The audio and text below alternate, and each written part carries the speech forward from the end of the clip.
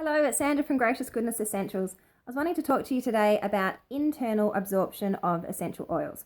When we might use it, how we might use it, what actually happens inside our body. But first things first, I need to make sure that we're all talking about the same type of essential oil, and that is that it's a 100% therapeutic grade essential oil that has been approved as food safe. Okay, so I'm holding a bottle of doTERRA Digestin here, the digestive blend. And so doTERRA is a brand name that I use and trust. It's the only brand that I use, and all of their oils are 100% pure therapeutic grade. Okay, and the other thing that I need to look for is an instruction on the bottle that tells me how to use it internally. And that means that it's a food safe essential oil, because no matter how pure an essential oil may be, some of them just should not be ingested. And wintergreen, birch, eucalyptus are some examples of those, all right? But this particular one, they're all safe. So I can use this internally.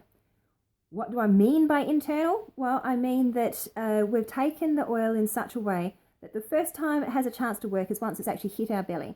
So that may be in a glass of water. Perhaps we've used a soft gel like the On Guard Plus, or perhaps we've made our own capsules just by using empty capsules and popping a few drops in. All right. The first time the oil has a chance to work is once it's actually in our digestive system. That's internal use. So what does it actually do once it gets there? So it does two things. One is that it has a local effect on your stomach and your intestines, which is what we want if we're talking about supporting our body with perhaps a sluggish bowel or an overactive bowel. We actually want these soothing and nourishing essential oils to stay in our belly for as long as they can, so that they can do their thing. Okay, so that's a localized effect from internal absorption. And that's really the only place that you're going to get that localized effect. You're going to get it in your belly and your intestines as it starts moving through. The other thing that the oil will try and do is it's going to try and be absorbed into your circulation. And the way that it has to do that, and this is different to all the other types of absorption, like through your skin or aromatic inhalation, once you've taken essential oil into your stomach, it has to go through your liver before the oil is then put into your systemic circulation. Okay, and that's what we refer to as first pass hepatic metabolism. And I tell you that term because it's important. You'll see it around the place. So first pass means it has to pass through there first. Okay, why is this such a big deal? Well, because the liver's job is to break down things, getting ready to eliminate them from the body. Okay, so that's what it's going to try and do to your essential oil. So when we look at the parent constituents, so don't forget that every essential oil has hundreds of constituents to it, all right? And they all work in different ways within our body. But the parent constituents are kind of going through the liver. Now, only somewhere like about 2 to 6% of the parent constituents are actually going to get through the liver unchanged and into our systemic circulation. The rest, the other 98%, is actually going to be starting to be degraded down, which is a natural process, okay? And they get degraded into metabolites. And those metabolites are actually what's then going to be biologically active within our body. And sometimes these metabolites will have different effects than what the parent constituent was, because they're not the same thing anymore, okay? Sometimes they might be more biologically active, other times they may be the same, or they may be less biologically active than the parent constituent. And so that's why you may get one effect by applying an essential oil on your skin, so that it's absorbed into your circulation, into your little capillaries. Okay, that's the whole parent constituent being absorbed into the circulation before it's gotten to the liver. So it's actually had a chance to work in one form, okay, before it's made it to the liver, and it then goes through the metabolism. All right. And then you may get a different effect from the essential oil once it's been broken down into the metabolites, and then the metabolites are being biologically active in your body. So this is an important thing to kind of understand, because it may alter your route of administration depending on the effect that you're after. And then that also explains why your aromatherapy textbooks sometimes suggest an internal use of an essential oil, and other times they don't, because they have actually researched what the effect of the metabolites are if we use them internally. Okay, and sometimes we want those effects and sometimes we don't. So what influences the rate of absorption? So this is another important thing to understand. If you take an essential oil with any food, okay, in your belly, it's going to slow the absorption or reduce the absorption anywhere from 30 to 80%. Okay, and if the meal that you had with your essential oil is fatty, it's going to slow it down even longer.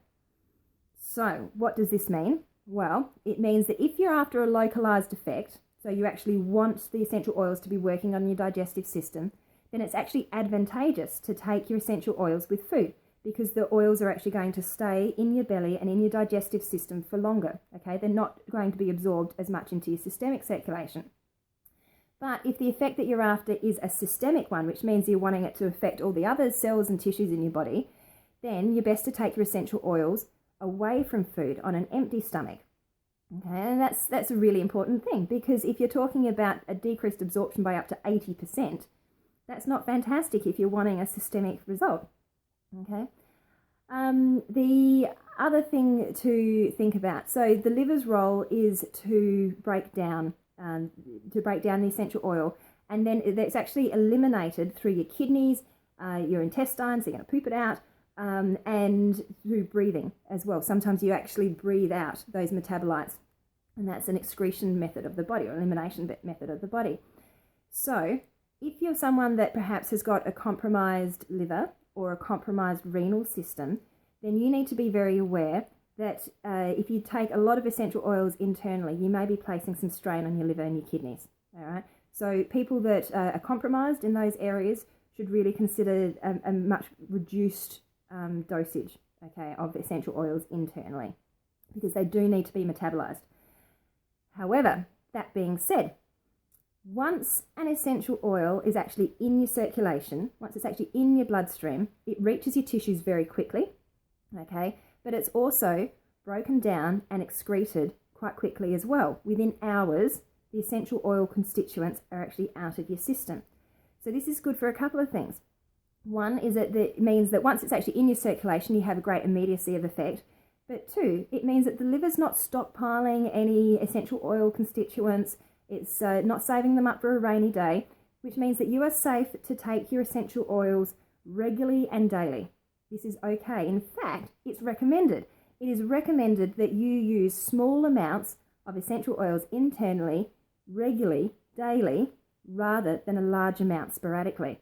And I know that I am guilty of sometimes forgetting to take my LLV, my lifelong vitality supplements, which contain essential oils, and then I start to get run down, and then I go, oh, well, I need to really kind of fix myself, so I start making these capsules with On Guard and oregano and lemon and frankincense, and I take them every few hours, and I completely overload my system. Okay, I would be much better to take a small amount every day and use it to really boost and support my immune system all the time, as opposed to reactively and throwing it all at my body at once. And particularly when you're feeling run down, generally all of your organs are also feeling run down, so they're not functioning at their best. So now I'm asking my liver and my kidneys to work even harder. So we've spoken about how we take them, what happens, how the liver changes them into metabolites that may be more or less active than the original parent constituent. We've spoken about using essential oils with food and away from food, that if you've got compromised liver or renal function, that you may need to consider decreasing your internal oils, that we're best to take them regularly, small doses regularly, rather than large doses sporadically, that they're cleared from our system within hours. I think that covers most of it. If you have any questions, feel free to leave them in the comment section underneath this video, and I will try my best to answer them for you. I hope that's cleared up a few questions, and you know, if you've had any thoughts out there, but feel free to leave comments. I love them, and I'll be back again soon. See you later.